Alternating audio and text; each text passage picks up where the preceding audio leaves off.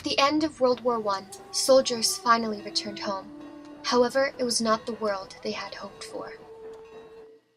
Living conditions in Canada, including Winnipeg, became harsh, and people became more and more unhappy, leading to extreme tensions. War factories were shutting down, leading to bankruptcies and unemployment. Inflation increased, and soldiers found factories closed and jobs filled by mostly immigrants and women. Canadians were angry and wanted better wages and working conditions and jobs. This ignited an explosive response. How dare you ask a man to go out and risk his life, and when he returns, calmly request him to hand in his uniform, and in exchange, hand him a pittance that will reduce a self-respecting citizen to a miserable pauper, dependent on either charity or friends. Helen Armstrong is worried about the future of middle-class returning soldiers after the war. On May 1st, 1919, Winnipeg's building and metal workers walked away from their jobs and went on strike for higher wages.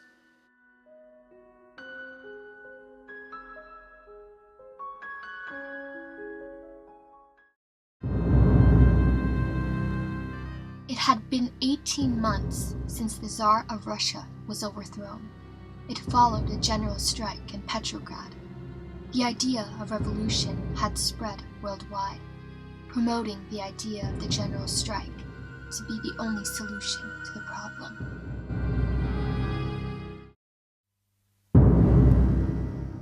On May 2nd, 1919, employers refused to negotiate with the Metal Trades Council Union. Employees of the 3 leading metal factories joined the strike after the negotiation was declined. We want higher wages. We want better working conditions. We should have the right to collective bargaining. Absolutely not! I'm only 17 years old and I work in a factory. I'm not receiving an education because I have to provide for my family. After my father died in war, my mother and I are the only ones supporting my family.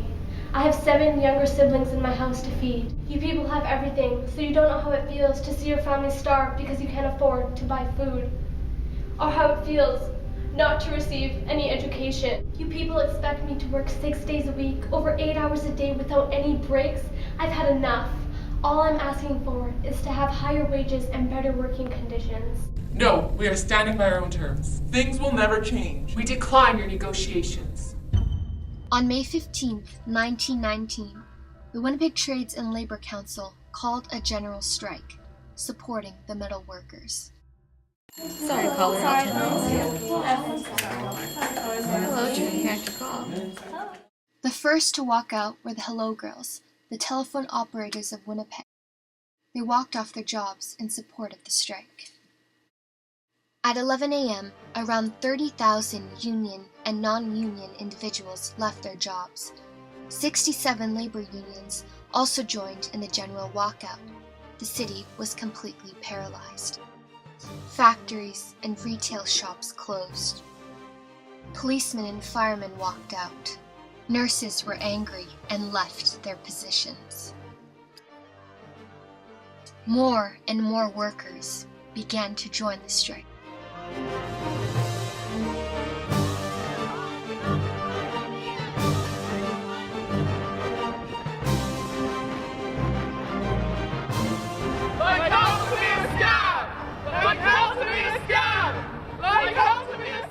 People of Ottawa were afraid of a Bolshevik revolution. It was up to Arthur Meehan, acting Minister of Justice, to suppress the growing tension. He met with the Citizens Committee and refused requests. The leaders of the general strike are all revolutionists, from varying degrees and types, from crazy idealists to ordinary thieves. James Shaver Woodsworth was a Protestant minister and social activist who joined the strike. He disagreed with Meehan. This strike is not engineered from Russia. In reality, the strike has nothing to do with revolution. It is an attempt to meet a very pressing and immediate need. The organized workers, like everyone else, are faced with a high cost of living. Like most people, they believe that if they can get higher wages, they can buy more food. Citizens Committee of 1000, led by A.J. Andrews, unites the workers against the employers. The only way to deal with Bolshevism is to hit it, and hit it hard, every time it does its ugly head. Federal workers ordered people to return to work. The Immigration Act was amended, allowing the deportation of British-born immigrants, and the criminal code definition of sedition was also broadened. People incited others to rebel against the authority of a state or monarch. They say that one of our strike leaders is a German. I don't care what a man is, if he is whole under the skin and a worker. The only enemy, alien, that we have in Canada is the capitalist and the strikebreaker. As the leader of the Women's Labor League, Helen Armstrong organizes the women workers and the workers' wives. She spent 3 days in jail for encouraging chaos. June 10th, 1919. Since the police sympathized with the strikers, they were fired and a new force of special constables were hired by the Committee of 1000 to disperse the strikers that were listening to a presentation that day. The special police were known as specials, who aggressively handled the strikers. Some would say their behavior led to the result of the Bloody Saturday. Specials clashed with the strikers in Portage and Maine.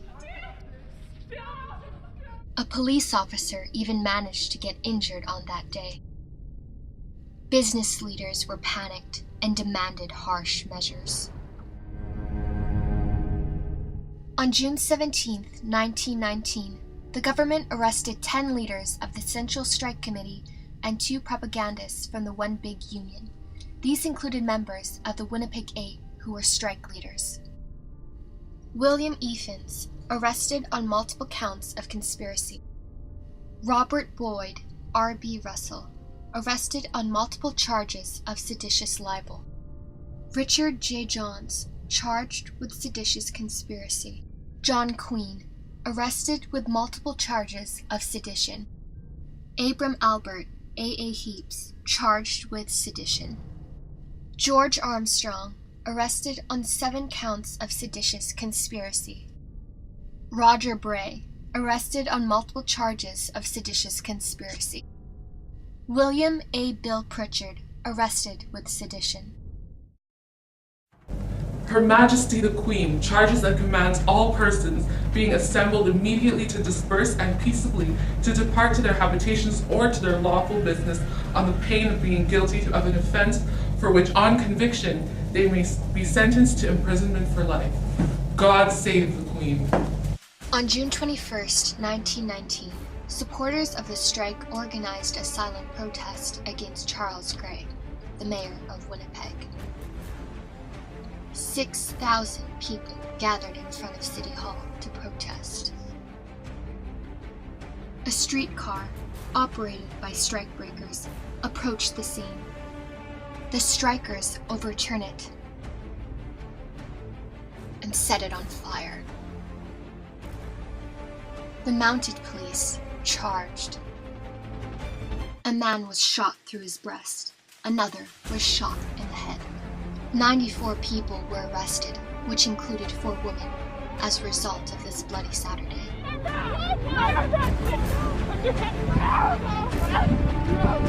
gonna get out of here!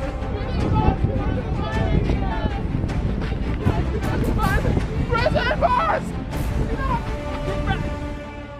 At the end of the strike, the federal troops were the only people left on the streets. Whoever ordered the shooting last Saturday is a Kaiser of deepest dye. Following Bloody Saturday, Fred Dixon publishes an article that leads to charges of seditious conspiracy. At his trial, he pleads to the jury to defend free speech. On June 25, 1919, workers returned to work. By the end of the strike, the demands of the strikers were not met. Charges against J.S. Woodsworth were dropped. Some people were deported, others were sent to jail. 7 of the arrested leaders were convicted of conspiracy and sentenced to jail from 6 months to 2 years. It would take another 30 years before Canadian workers secured union recognition and collective bargaining rights.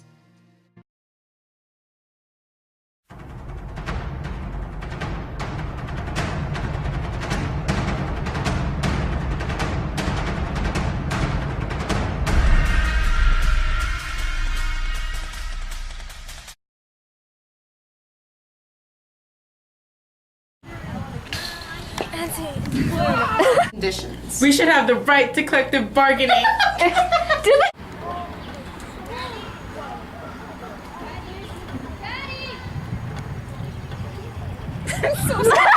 Sorry, caller, the line is still engaged. Betty! I'm so sorry. How dare you? Go out. Oh, dang it. I'm so sorry.